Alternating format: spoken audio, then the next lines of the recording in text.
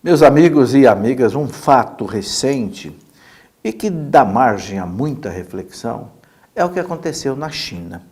A China agora aprovou o fim da lei obrigatória do filho único. Durante mais de 30 anos, o governo chinês comunista, contra a liberdade das pessoas, que é uma violência, impediu que os casais tivessem um segundo filho. Então, durante mais de 30 anos, a China ficou com esta lei. Que consequências isso teve? Em primeiro lugar, uma quantidade extraordinária de abortos.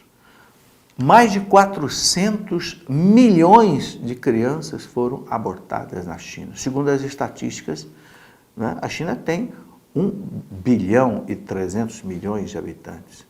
Nós tivemos aí uma quantidade incrível de crianças abortadas. Por quê? Porque o casal tinha, a mulher ficava grávida do segundo filho, evidentemente não podia ter, a lei punia, então abortava. E o aborto era legal, praticado em todos os hospitais da China. Quer dizer, um verdadeiro massacre de inocentes. Segunda consequência terrível que houve na China por causa disso, a violência contra a mulher. Por quê? Porque os casais chineses, já que podia ter um filho só, eles preferiam ter um filho homem. Então, quando a mulher estava grávida, na primeira gravidez de uma menina, o que eles faziam? Abortava. Abortava, porque queria ter um filho só e homem. Então, uma violência contra a mulher. E o mais interessante é que eu nunca vi o movimento feminista, que faz tanto barulho no mundo, né? As FEMEN, não sei o que mais, se levantarem contra isso. É o maior massacre feminino que houve na história da humanidade, podemos dizer. Outra consequência terrível que isso gerou, a China envelheceu tremendamente.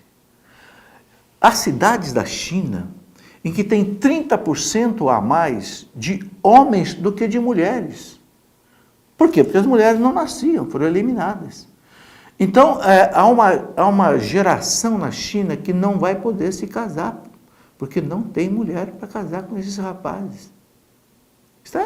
Os jornais estão publicando isso, a mídia está publicando isso. Então, veja que consequências desastrosas.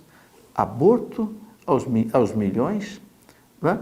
Massacre das meninas e falta de mulheres hoje para haver casamento, o que causa um desequilíbrio sociológico tremendo na sociedade. E mais uma coisa, o envelhecimento da população. Como não nasce criança, hoje se vive cada vez mais, a China está envelhecendo.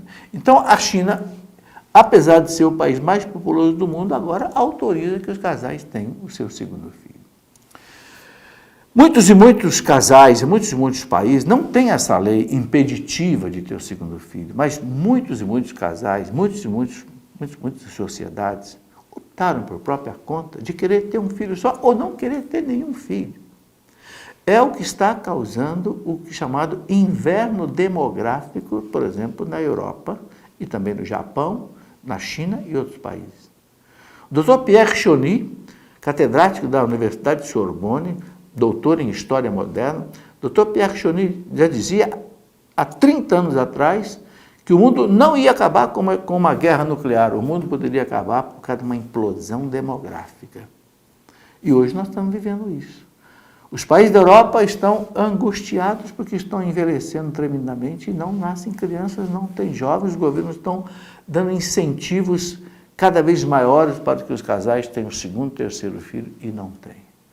Ora, o que está por baixo disso, meus irmãos? Nós que somos cristãos, temos que seguir a lei de Deus.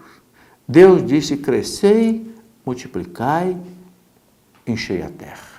Claro que a igreja não quer que os casais tenham filhos que não possam criar. A igreja ensina a paternidade responsável. Mas para a igreja, está no catecismo da igreja, os filhos são o dom mais excelente do matrimônio. O dom mais excelente não é a sua casa na praia, não é o seu carro importado, não, é o seu filho. Entende? Hoje, infelizmente, meus irmãos, há muito mais casais criando um cachorro do que criando uma criança. Por opção.